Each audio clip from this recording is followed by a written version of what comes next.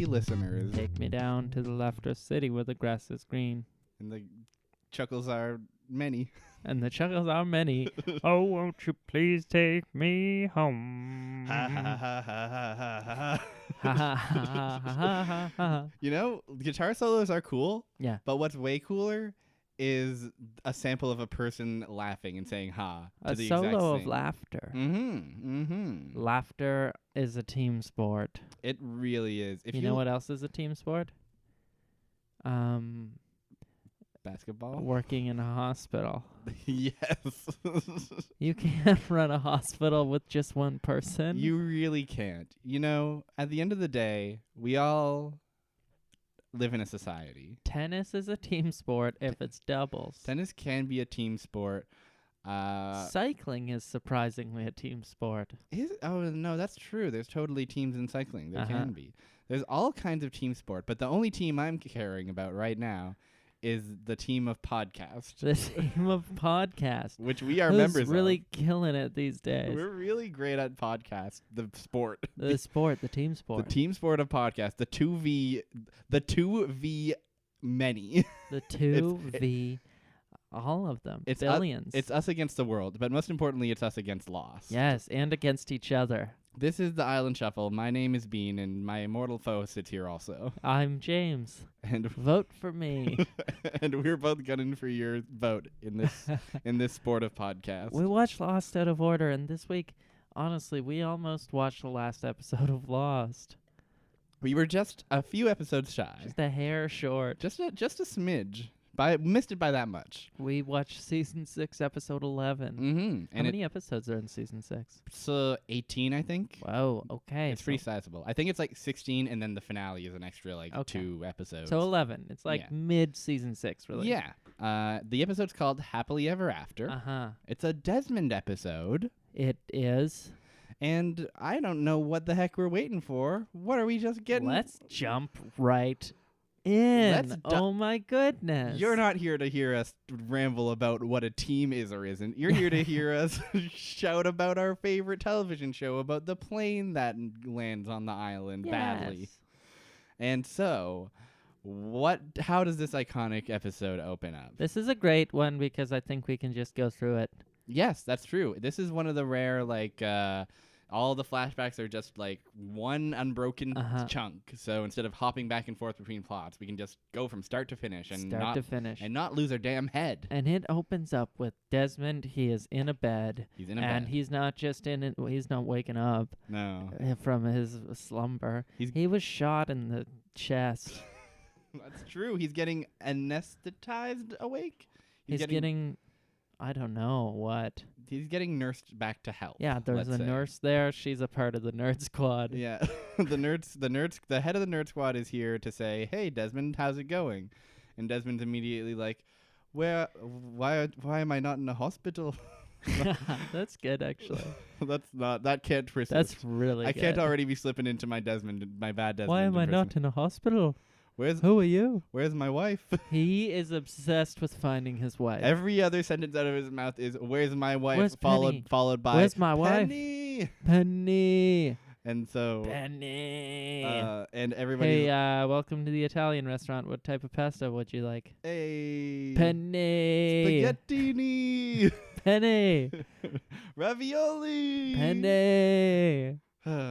Desmond only dates women named after pastas. Yes. Oh my God. Do you remember when he dated Fusilli? No. When he dated Egg Noodle? Egg Noodle's a good name. Name your child Egg Noodle or you're a coward. Okay. So we've established. I'm ready. Are you ready to name your child an Egg Noodle? Yes. Great. It's done. It's done. Egg Noodle Brown. Sign the lease. Sign the lease on this child of mine. Oh, lease child of mine. Oh, that's good. Okay, so Desmond is upset. Desmond is upset, and who's here to calm him down? His worst enemy, Charles Widmore. His number one hater. His father-in-law who hates him. who has dedicated part of his life to ruining Desmond forever. Yeah. Oh my and God. he's here to say, listen up, boy. I'm here to explain a thing or two to you. You're not in the hospital.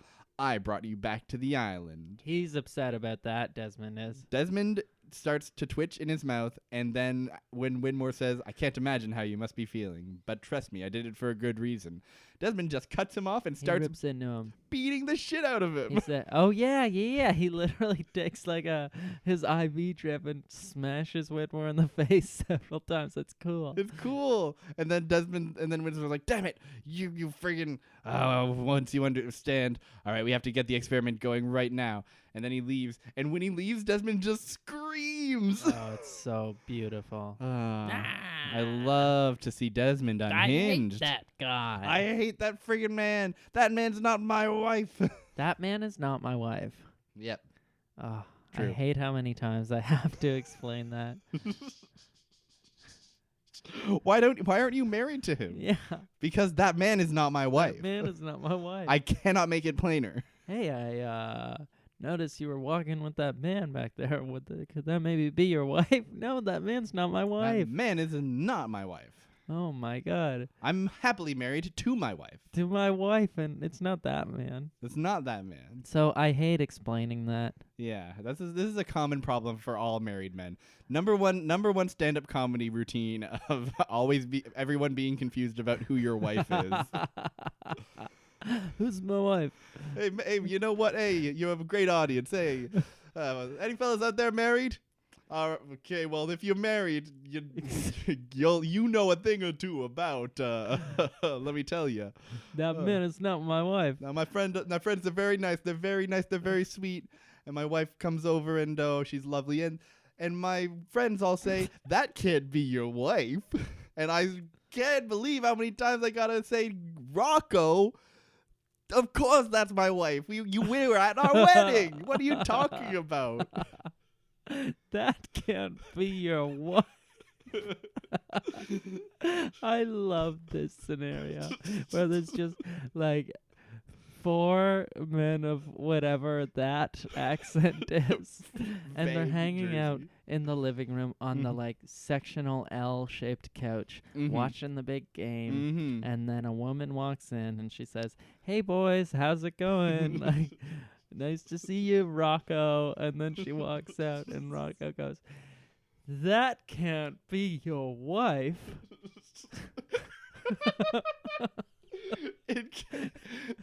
I guess in the sketch version, it's like a lizard or a dinosaur or something.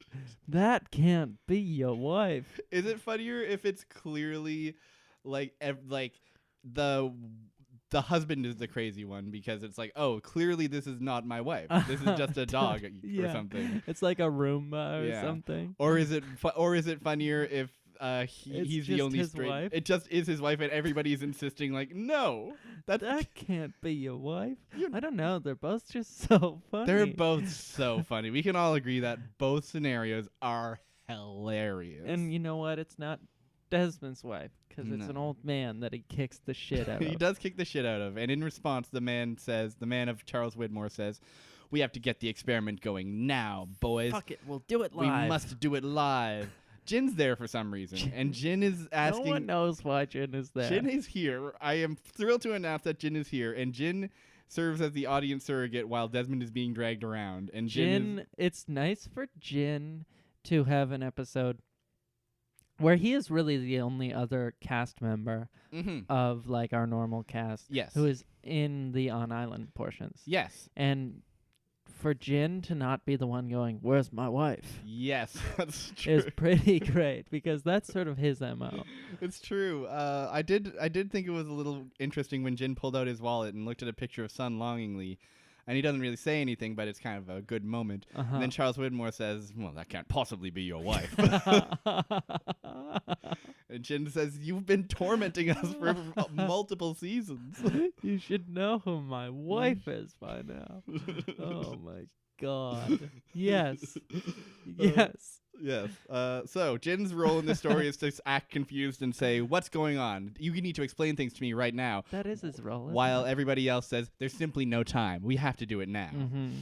And what are they doing? I don't know. There's a lot of switches. Great question. There's a lot of switches. But it's not working. There's a lot of switches. It's not working. There's a little shed with some big giant magnetic coils in it. Y'all heard of electromagnetism? Anyway, it's probably not important. It's only what channels the light that's inside of us all. Yeah, we all have the yin and yang symbols that make up a soul. Is part electromagnetism, part light and water. Yes. And if it dies, we all die. Classic fact that is known by all. Oh my God. Yeah. JJ on one. They're like, all right, we have to put the experiment ahead of schedule, and everybody's like, that's impossible. We haven't turned this generator on in 20 years. We don't know what we're doing. When it's scheduled for like the next morning. Yeah. So they should have run a test by now. Yeah, it's not like so wacky. Anyways, their plan is like, all right, we're going to quickly run a test, and we're going to see what happens. And then they try to turn it on, and boop, boop, uh-oh, no worky. What the heck? That's wacky. And so then some poor rando says, all right, I'll go in and I'll check on the machine. The coils. I'll look directly the coils in the eye, and everything will be fine, I bet. See what's wrong. And so he goes into the big chamber with the two big coils. And he goes in, and he's running like a, I don't know, machine over him and being like, I don't know.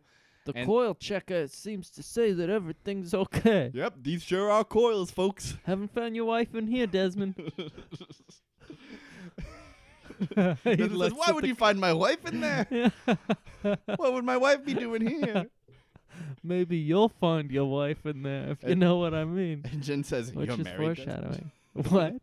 Jin says, you were married, Desmond? Oh, my God, Jin. These can't be your wives. Oh, my God. These can't be your wives. That's true. And Desmond says, no, you're right. Those are two big magnetic coils. Finally, someone gets it. Okay. And then, but he checks it, and then it starts to work or something. Here's what happens. Someone, while they're like watching him on the security camera, they're seeing like, okay, here's Kevin checking the coils. A random other guy is like, oh, found the problem. This switch was off. I'm going to turn it on right now. Oh my God, that was it. Eh? And then people are like, that was don't do that. And instead he's like, what? Sorry, what'd you say? I'm too busy. I can't hear you over the sound of me turning on the thing. Yeah. And then he goes, and everyone like screams because they're literally watching on video the electromagnetism start going, and it kills their friend. Yeah, it fucking fries him. And they keep being like, turn it off, and he probably takes a good 5 seconds to turn it off. Yep, he waits too long to turn it off. You'd think even if he was like, oh, whoops, Kevin's in there. Oh, geez, close call. Get out of there, Kevin. He just murdered Kevin. He hates Kevin. Stone Cold murdered Kevin, this character we've never seen before. And everyone is like, oh, it was an accident. Yeah. And I've seen accidents. And they only happen. There's no such thing as accidents, only carelessness. That's just, first of all. That's just true. And second of all, what about, I don't know, accidentals in music? What about it? Oh, yes. You mean when it goes like bloop? Yes. Is that an accidental? I don't know. Accidental is something. Yeah. Is it just like sharps and flats? Is that accidentals? I think they are. Yes, they are. So accidents can, so create art. So some bozo dropped a bunch of hashtags all over his sheet music and was like, oopsie daisy. I guess my music uses new notes now. Oh, whoops. Oops. I was just trying to make a clickable link on Twitter. I was just trying to go viral. I was just and now look at my symphony. Just trying to have a good time. Oh boy. Hashtag relatable. Oh. So the guy's dead. The guy's dead, and they're dragging a kicking and screaming Desmond into the chamber. Desmond says, "Is it ready to go?" And there's a charred corpse laying on the ground. Oh my God. And everybody's kind of like, "Ooh, I don't know about this." But regardless, they do strap him down. And Desmond says, Widmore says, sorry to force you to do this, buddy. But here's the thing. You're gonna understand once I do it, and if I'd explained it to you, you wouldn't have ever come along with me. So here we go. They lock him in a chair between two coils, shut him in. Desmond's screaming the whole time. He's mad. He thinks he's getting fried. As far as he knows, he's about to get fried. He just watched a man get fried who did the same thing as he did. And now he wakes up. His wife's not there. His enemy is there, and his enemy's about to fry him. Yes, it's bad. It's bad. And Jin says, "Why are you frying my boy?" Why are you frying my boy? And Widmore's like, "Is that your wife?" And Jin is like, "That's definitely not my wife, but that's my boy. So don't fry him. I would appreciate it if you didn't frickin' don't fry my wife either. Don't fry anybody. Don't fry anybody, wife or no wife. Wife or no wife. I would prefer that no one be fried." Yes. And this Wife is the or reason. No Wife is my favorite Deal or No Deal spinoff. And it's just, you get a married man, and he's presented with a number of cases, and then he'll choose a case, and they will open up the case and actually reveal to him there's a person inside just standing. They're giant cases. Okay. Person is not uncomfortable. Okay, good. And he has to identify whether or not it is his wife. Sounds like great TV, honestly. I get the feeling from the world we've built, I get a feeling that it would be more challenging than you'd think. Well, the first couple are easy because the wife is never in the first couple, so they open up the first one, and the person says, that's definitely not my wife. And they're all like, "You're right, baby." Right. But then they get people who are like dressed as his wife, people who sound the same as his wife, and eventually one of them actually is his wife. Oh, man. And then how often do they pass up on their wife? Way more than you would think. That's gotta be horrible for the wife. The wife must not love to be cooped up in a human-sized case all day, waiting for her sweet husband to see him. Oh, because they dress the wife up as someone else too. Oh, geez, there's layers, huh? Yeah, there's Damn. layers. This could be a thing. This is great television for sure. Speaking of great television. Widmore explains about electromagnetism. Yeah, exactly. While Widmore explains this to Jin and then says, "All right, fire it up, baby." And then Desmond's about to get fried. It starts to go off, and Desmond's saying, "Don't do this to me." And it gets louder and louder, and the screen goes more white and white. Big light emerges, and when the light fades away, we're not on the island. We're not even in the little electromagnetic chamber. Where are we? We're in this LAX, We're the in- big airport, baby. We're in LAX, and Desmond's looking at the thing, but he looks a little more collected and calm than he usually does. He looks hot. He looks hot as a button. Hot as a button. Oh, my God. Yeah. That was easy. He looks as hot as the Staples That Was Easy button. Iconic buttons of our time. Number one button. Number one button. Love that button. That was funny how that was the thing that people owned. One time, my friend and roommate made us a Jeopardy style quiz show for fun, and our buzzers were all "That Was Easy" buttons. Oh my! Except that the problem is that there was like a full second long delay between when you press it and it says "That Was Easy," so there was no way to tell who was in first. Also, they're all like going at the same time, and they all sound like the same thing. Exactly. That was another logic. That was easy. Yes, that was easy. And we all said, "Well, who answers the question now?" This is real and true, by the way. I like this. It's good. But he's in LAX. He's in LAX because, you see, he was on Oceanic Flight 815.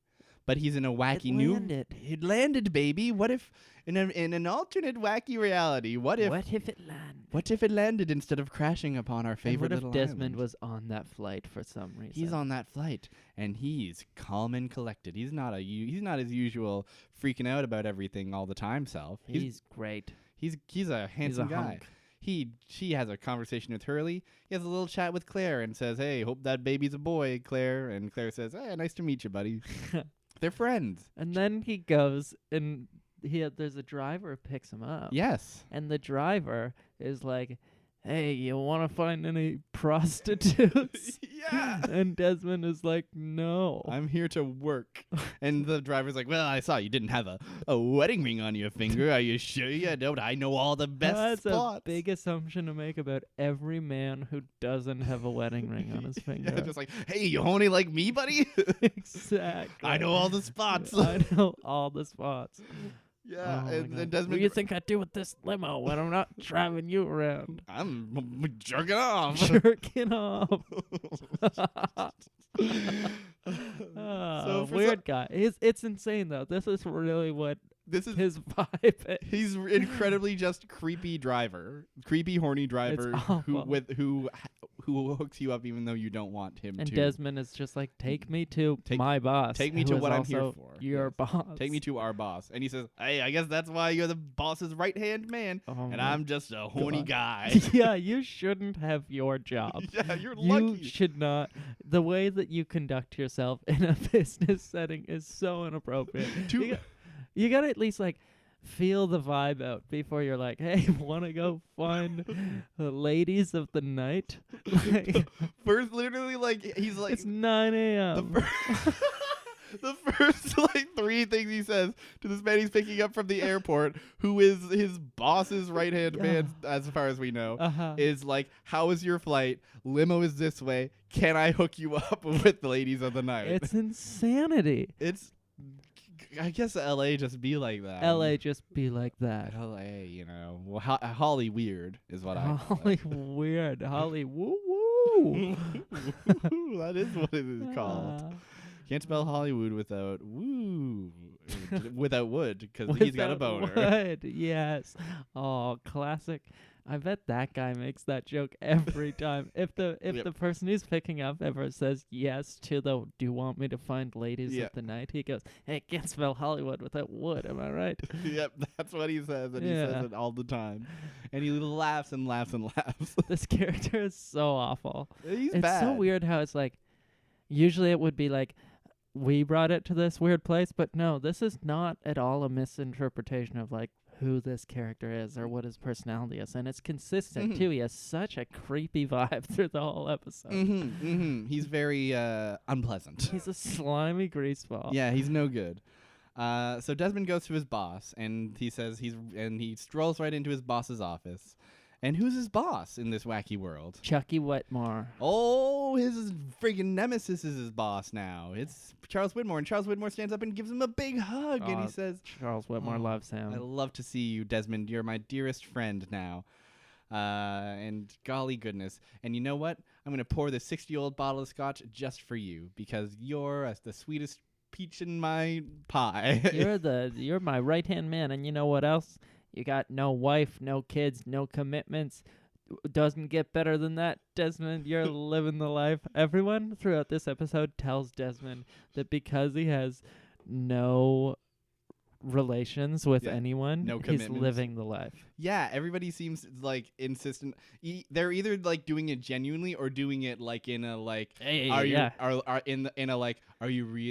really living the life? You have it all, but do you really, Desmond? It's crazy. Why do people keep saying that Desmond has it all?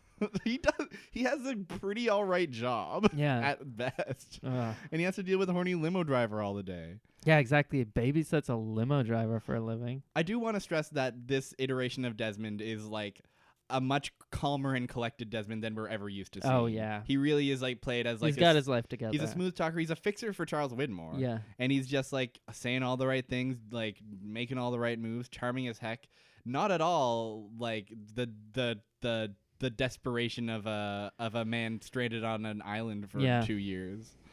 But so he's doing his thing. He's doing his thing. Charlie Widmore gives him an idea, and that idea is in fact a job. He says. He says a really good. His explanation is basically, my wife is putting on a charity ball, where they're combining classical music and rock music. Have you ever heard of such a thing? Weird. Well, you ever hear of a little band called Drive Shaft? Well, their bassist seems to have overdosed and got himself stuck in the drunk tank, and so if I don't sort this out, my wife simply put, will destroy me.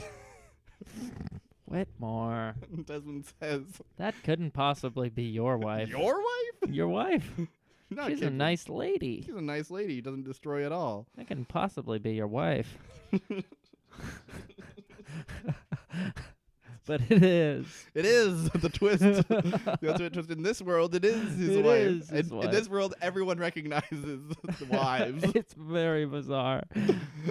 And Desmond's like, okay. Okie dokie, here I go to do that. And he goes to jail to get Charlie. And Charlie is shitty a baby as ever. He's awful. He just walks across the street, doesn't even say hi, goes right into a bar. Goes right into a drink. Bar. He walks through traffic, I want to stress. Oh, yeah. And Desmond is like, oh, brother, I really got my hands full with this one. So he sits down next to Charlie, says, all right, one drink, and then we go. And then they shoot the shit a little bit. There's Desmond a piece of shit on the ground, and they pull out their guns, and they go...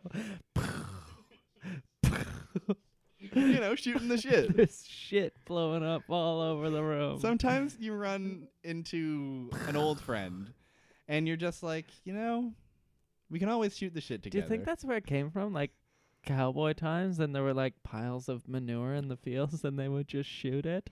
I think possibly, yes. That seems as sound an explanation as any. I don't know where else it could have come That's from. where it came from. I'm going to say that. Decided. Fact. It's decided.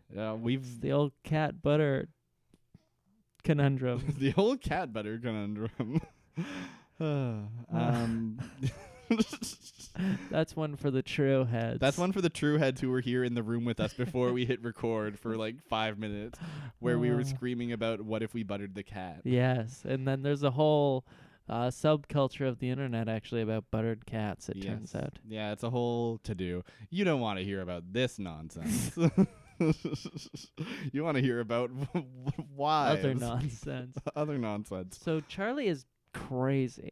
Yeah, Charlie is truly out here. Charlie is like, Desmond's like, he's kind of, he's just like, oh, so what are you, Widmore's fixer? And Desmond's like, you got it, buddy. And then Charlie says, well, let me ask you something. You got it all. You got the life. You got no connection. You could die and nobody would notice you. Yeah. Well, got it made. Yeah, I bet you think you're happy, don't ya? Well, guess what? Here's a little twist for you. You ever been in love, buddy? And Desmond says, oh, loads of times. My horny driver hooks me up all the time. And Charlie says, that's not what I'm talking about. I'm talking about real. I'm talking about consciousness-altering love, man. Some real Dom's Wild Things energy from this Charlie performance. Oh, my God. It truly is. You could see him tweet that. Like, I'm talking about consciousness-altering love. Yeah. I feel like Dominic Moore wrote Charlie. Dominic Monaghan. Well, Dominic Moore wrote it. Oh, and then Dominic Monaghan performed it. Yes. Dominic Moore, the former NHL player. That's where that name came from. Yes. I love the NHL. But but he's like, I was in love on the plane. Yeah. Let me tell you a story. I went to do heroin in the bathroom. And then we hit turbulence, and all of the heroin ended up choking in my throat, and I passed out. And when I woke up, there she was. She's this beautiful, young, blonde, pregnant woman. And this is the love I'm talking about. This is the love I'm talking about. And I saw it, and I remember, and I loved her, and we'd always loved each other. And but then the feeling faded, and here I am today, wondering about love. It's weird. And Desmond's like, okay, you did heroin. Sounds intense. Oh, you choked on all the heroin and then saw a lady. Good work, bud. Extremely. God, yeah. Like the idea of like people being like, Desmond, your life is just the cat's meow. It's a blank check to do whatever you want. And then he's got to go sit in a bar and listen to a washed up rock star talk about a time he choked on heroin and saw a pregnant lady and said, this is love, baby. This is what love is. This is the pure essence of love to me. But then Charlie redeems himself whenever they're driving along. Desmond finally gets Charlie out of the bar. I'm not skipping ahead, am I? No. Okay. Desmond gets him out of the bar, and Charlie was like, I'll show you what I mean, and takes the wheel and flies them into the water, and they crash their car in the water. Yep, and then Desmond's like, well, fuck me, I guess. This day just went from annoying to really bad. And Desmond gets out of the car, Mhm. he goes up, and he breathes some air, and then he goes back down to save Charlie, and then he's outside of the car, and Charlie's inside, and Charlie puts up his hand, and it flashes back to whenever Charlie did that with Desmond in that iconic scene, Charlie's death scene. Yeah, And it said, not Penny's boat. yeah, it flashes back to the Not Penny's boat scene. And this is whenever, because I was like, during the Charlie bar scene, I'm like, Charlie, you're awful. Yeah. But then I'm like, okay, I get it. Yeah, he didn't just see, turns out he wasn't just really high on heroin. Yeah, this was actually, it was altering. Yes, and so... Realities were flowing. Yes, realities were flowing. And so Desmond rescues Charlie, takes him to the hospital, wakes up back in the hospital, and the hospital lady's like, all right, we got to take a look at your brain. And Desmond's like, listen, the man I came here with, you need to take me to him first and foremost. And they're like, no, nothing doing. You got to look at your brain. You were in a severe car accident, deprived of oxygen. You may be hallucinating. Yeah, buddy. There were like 4 or 5 other nurses around him, just like poking him, going, "Yeah, bud, Yeah, bud. do it. Yeah. Take the MRI. Yeah, do come on. What are you gonna take the MRI? Come Give on, us your lunch money. buddy. Come on, buddy. We're gonna bully you. We're gonna bully you." We're gonna give you a noogie if you don't get in this MRI Oh my god, machine. swirly. Oh, look at this loser's brain Heard scan. you were in Australia. I guess you got a swirly and it spun the other way around. We're gonna give you so many swirlies, and then we're gonna look at your prefrontal cortex to see Oh what the my effect that it has God. on it. The free puntal vortex, more like it. Man, got 'em. Desmond's like, boring. I don't want to do this. But they're like, go to the MRI machine. Eventually, he says, "All right, I'm sick of getting bullied." He agrees to the MRI. He goes in the MRI, and you know what an Marie. MRI is?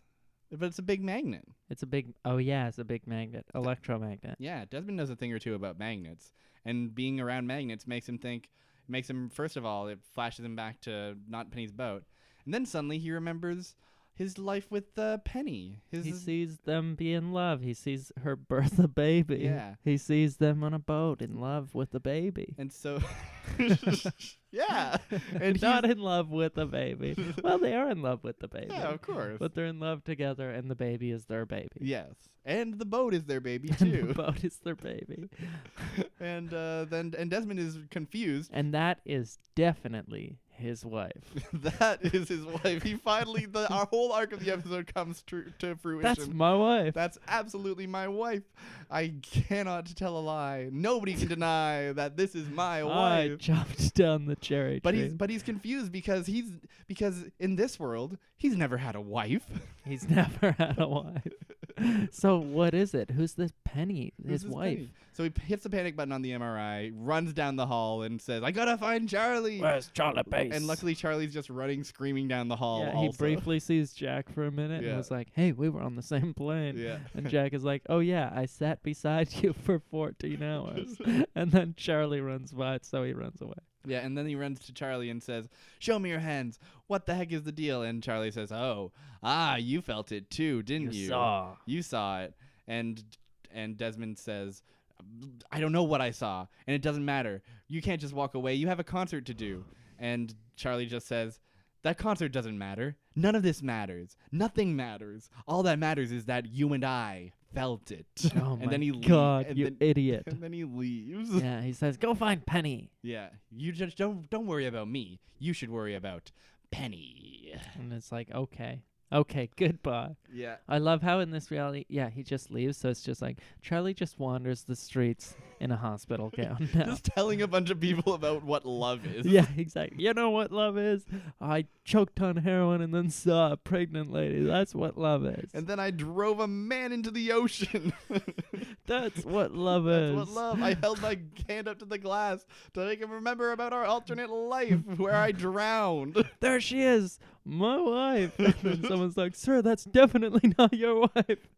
And he says, "Well, what if in an alternate world it was my wife?" It was my wife. What if I stole her baby? twice.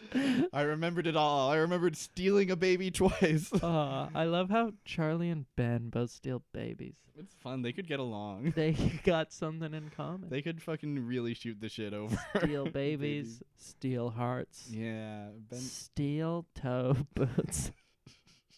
They love to be safe on the construction site. Yeah, we're not breaking our feet here. No, when Charlie's building a church, and when I don't know what Ben's ever built with his bare hands. Constructing a world. Yes, constructing a society. A society. A friggin' society. This episode's big. This episode has a lot to unpack. Yes. So Desmond calls Charles and apologizes and says he got away. The rock star got away. And Charlie's like, "What are you talking about? He couldn't have. He ran away." Charles Whitmore. Yeah. Not the other Charlie. No, Charles. Yes, sorry, Charles Widmore, not Charlie Pacemore. And Charles Widmore says, "Well, this is unacceptable. Good luck explaining this to my wife, who will destroy me." And Desmond says, "You know what? I think that is your wife, actually. I'll go see your wife, I guess." And so he goes to the charity ball that Widmore's wife is setting up. And you know who Widmore's wife is? Eloise. Eloise. Daniel Faraday's mom. Mm-hmm, it's true. And everybody's like, oh, the creepy driver is like, "Oh, geez, you never met the missus before? Well, good luck, buddy." Uh-oh, the old ball and chain. You're lucky you don't have any ball and chain, not like me. Not like me. Go talk to someone's wife now. And Desmond says, "I," and goes to talk to Mrs. Widmore. And Mrs. Widmore turns out is charming as all get out. She doesn't care. She's setting up the ball and setting up all the things. The chain. And she says, and he says, Desmond introduces himself and says, "I've got really bad news. The band Drive Shaft won't be able to play alongside your son at this concert, which is a combination of rock and classical music for some reason, charity." And she's like, "That's fine," which, I mean, probably saved the concert. Yeah, honestly, the classical music's probably better anyway. Yeah, I don't think they want the rock aspect. No, they don't want the washed-up rock star who can't stop screaming about love. And Desmond says, "All right, well, great. Sounds like my work here is done." And says, "All right, another job well done. Time to go home alone with no commitments." Mm-hmm. And then he overhears something. Someone says the name Penny. And she says, "Penny? Penny's like..." Also, what they're doing, there's just 3 people, and they're just checking through the guest list. They're just listing off the names of the attendees, and it's like, this doesn't happen. This cannot happen. There's a list. It's in a list already. That's what it's for. What are you reading it out loud for? Okay. And there are so many seats in that thing that there must be like 300 people attending the event. You don't understand. This is the event of L.A. Charles Widmore is the most powerful man in L.A., and his wife is putting on a ball which has Drive Shaft and a guy on a piano. This is the talk of the town, my dear boy. And Desmond's like, "Did you say Penny? Let me see that." And suddenly Eloise Hawking comes back and says, "I think not, Mr. Man. You know what? I might have been cool before, but everybody out of here. I gotta have a one-to-one talk with Desmond because he's crossed a line." "Desmond, whatever you're looking for, you gotta stop looking. Get out of town." "Yeah, I know what it is you're looking for, and trust me, you're just not ready, Desmond." He talks in a lot of like cryptic, like yeah, it's weird, knowingly cryptic shit. It's where cool, it's like I guess. She seems to like have a sense of what the hell's going on. Classic Eloise. Classic Eloise, always being like one step ahead of the game and not explaining it to anybody. And Desmond leaves just confused as all heck, and walks up to the limo, hops into the limo, and says, "Well, I guess time to jerk myself off." And he does. And he does. But before he can finish, a rat-tat-tat on the window. Who is it but the only man you want to see, Daniel Faraday. And just in case you really were super not sold on Daniel Faraday just yet, guess what? He's wearing a terrible fedora. Daniel Fedora Day. Daniel Fedora Day. He's here. And he says, "I bid you adieu." He says, "Desmond, are you ready to get owned by Logic?" Yeah. And then he says, "Come with me." And then he's just like, "So I traced time, and what if we're existing in a different universe, and what if we had to blow up a nuclear bomb? Yeah, and Desmond says, like, that sounds crazy. That sounds like the kind of stuff someone who studied space-time physics their entire life would come up with. And Daniels Faraday says, well, let me hit you with the bombshell. In this reality, I haven't spent any time studying physics. I am just a humble musician. So I don't know how I... and then, like, let me tell you this. I saw this beautiful girl working for Mrs. Widmore, and suddenly I started remembering. I remembered that we were in love. I remembered that we were in love, and then I woke up and I wrote these equations in my book. Which Daniel's one is the craziest one. Yeah. Because his is by far the most one-sided of loves. Yes. Where he's in love with Charlotte. Yes. And then She Charlotte seems fine with him. Yeah, and then Charlotte dies. And then Charlotte dies. Yeah. His undying love is a dying love. Yeah, I can believe Charlie and Claire as an eternal love that crosses realities. Uh-huh. I can certainly believe Desmond and Penny as an eternal love that crosses realities. I don't know about Daniel and Charlotte. Yeah, here. they're mostly colleagues. They're it's a crush at best. Yeah, exactly. It's a crush at best. Yeah. It does not cross the boundaries of space-time. No, I don't think so. But it seems to have here for whatever reason. And Desmond says, well, that's great. I don't know what that has to do with me. And then Daniel says, well, you were looking for Penny, weren't you? Yeah, you felt it too. I bet you felt it. And Desmond says, I don't know what the frig I felt. And besides, I'm remembering all this stuff, but I've never met a Penny in my life. As far as I know, Penny's just a friggin' idea. It's just a weird hallucination that my brain came up with. True. How are you all so certain that this is real? And Daniel Faraday says, Penny's not an idea. Penny's my half sister. And I can tell you where to find her. Okay. And so Desmond says, well, what the heck? What have I got to lose? Let's go meet Penny. And they go to the just Daniel. Mm-hmm. No, not Daniel, just Desmond. Yes. Goes to the empty stadium. Yes. Where Penny is just running. And it's funny to me. Yes. Because it's the nighttime now. Yeah. And Penny was on the list for the event. Yep. So she has ditched the event to run alone in a stadium. Yeah, she heard it was going to be Drive Shaft featuring his half brother. He was like, I can skip this one. No. Do you think maybe that's why everyone was so serious about Desmond not seeing Penny's name on the list? Because they were like, we know she's not going to come. We can't get the guy's hopes up. That's exactly right. We'll never meet her. Yeah, exactly. She's not coming to the Drive Shaft X Daniel Faraday show. Fuck, my favorite headline at Coachella. God. Drive Shaft with a Daniel Faraday holograph. He's not... I guess he is dead. In this reality, he's fine. He got better. My God. So Desmond approaches Penelope, and Penelope is like a little apprehensive, but overall pretty friendly, and is like, hey, hi. This is weird, but hi. And Desmond just says, hey, I'm Desmond. And they shake hands. And right when they shake hands, he faints. He faints. Oh, but he smash cut back to him waking up in the electro chamber in real life. And he wakes up, and Widmore comes in and says, oh my God, I can't believe he's alive. And Widmore says, I'm sorry I had to do that to you, but I was hoping it would show you. And I didn't have another choice, my friend. Desmond asks two questions. He first off asks, how long was I out? The answer, just a couple seconds.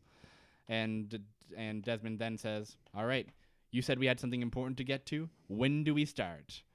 Widmore's literally like, all right, now that you've done it, I can explain everything. And Desmond's like, don't worry, I got it. I get it, bud. I saw the alternate world, and now I'm good. Okay. And so the nerd crew takes Desmond off and says, all right, here's maybe my favorite exchange in the episode, where the nurse lady says, like, just 20 minutes ago, you were trying to kill Mr. Widmore, and now you're just suddenly all the way on board? Boy, that thing really fried your brain. And then Desmond, with a knowing smirk, says, did it? Oh.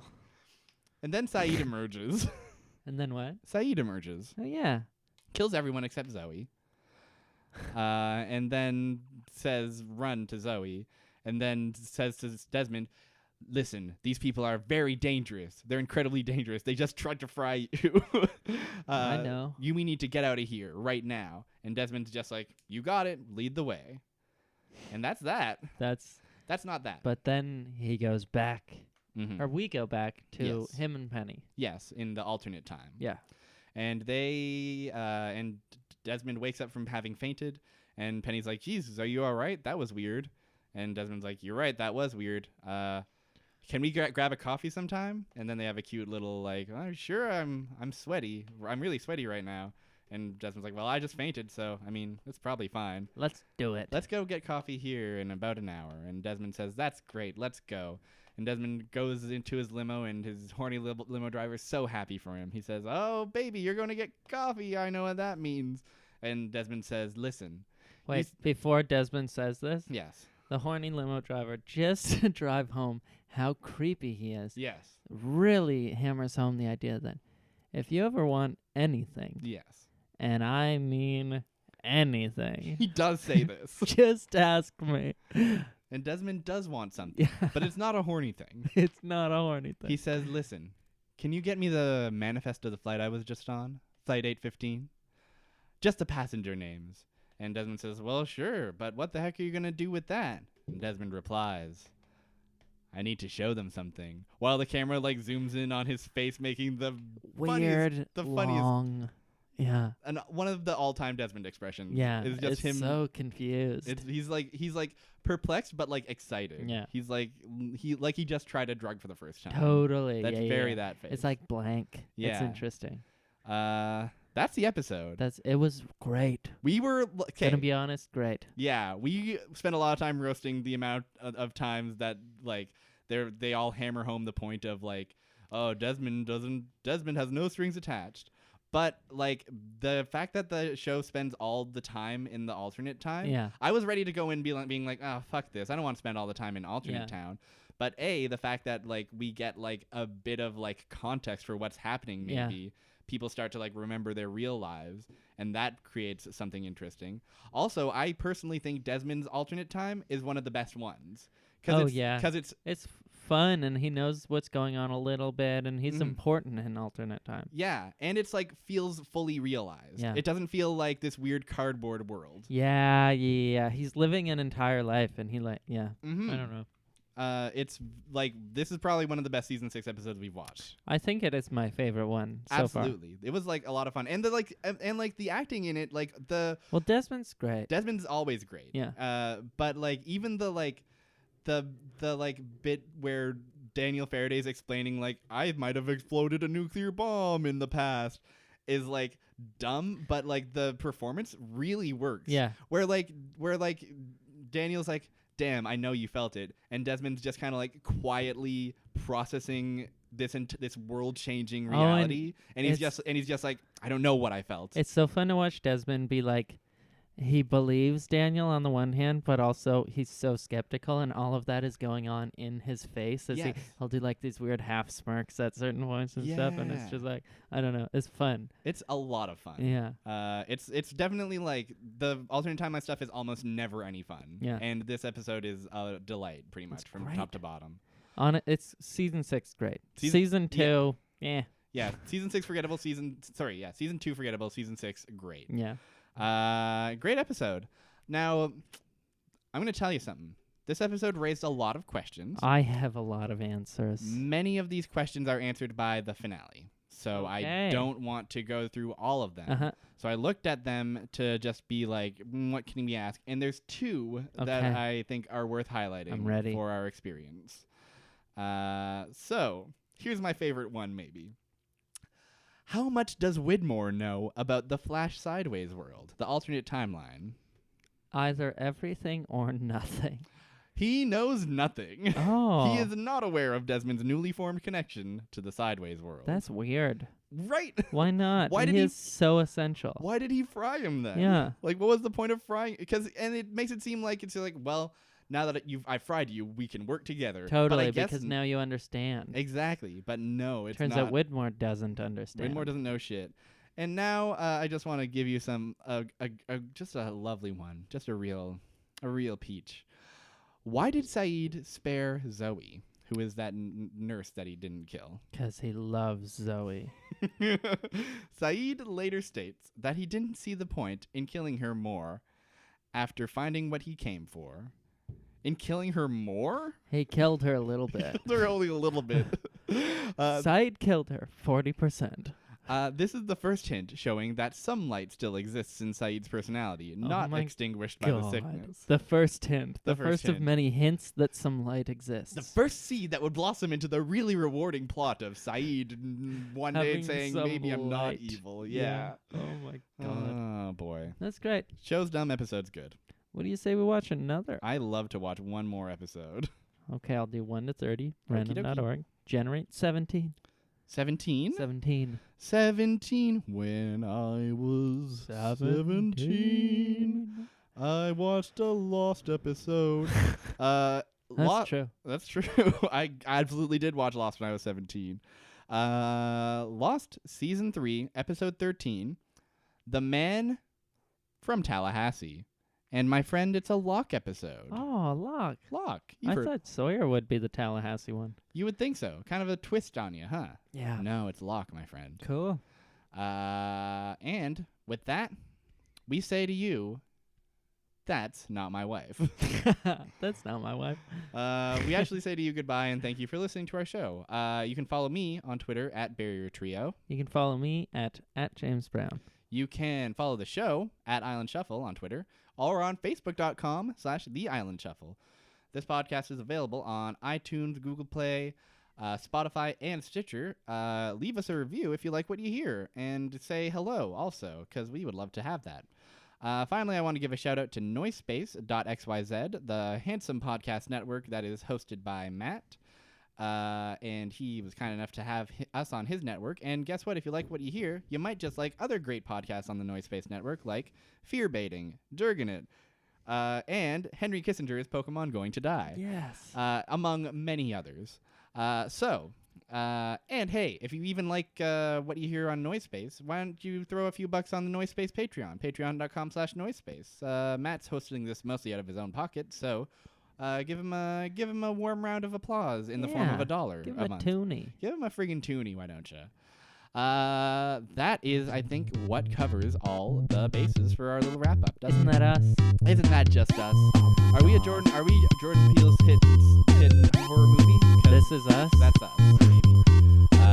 Like we say at the end of every episode, get lost on Blu-ray and DVD.